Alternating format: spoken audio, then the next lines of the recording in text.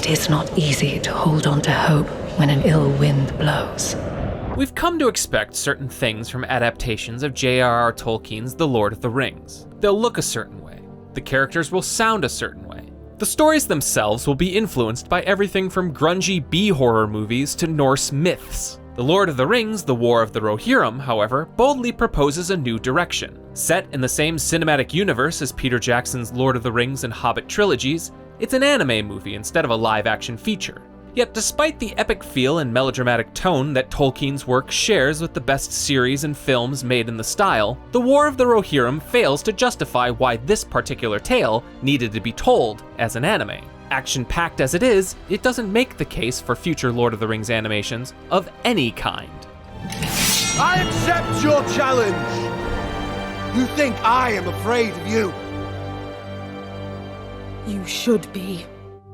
Even the opening narration is hesitant. When Éowyn introduces us to the strong-willed protagonist Hera, she admonishes, "Do not look for tales of her in the old songs," meaning little of what you are about to see is actually taken from the annals of Middle-earth history. Which is fine, but it betrays a lack of confidence in the material that the rest of the War of the Rohirrim tries its best to overcome, though its best mostly involves recycling key phrases and familiar sights from Jackson's movies. Even the late Christopher Lee is brought back, via archival audio, to recapture some of that original trilogy magic. What does Mordor want with rings anyway?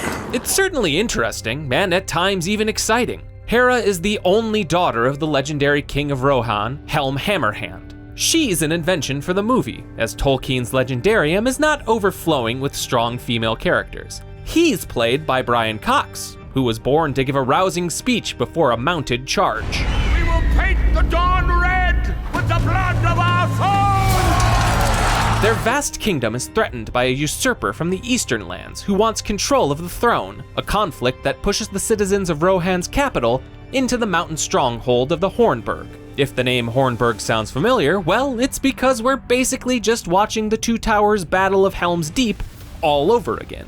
Only this time it's so we can find out how the place got its name. Helm, Hammerhand, still stand! If you find that interesting, great. If not, well, that's just what everything is now. The War of the Rohirrim takes the details that make Middle-earth feel so real and fleshed out and stretches them into thin plots of their own. Like so many of today's prequel movies and TV shows, it merely exists to explain things, even things we don't really wonder all that much about. Why is Helm's Deep called Helm's Deep?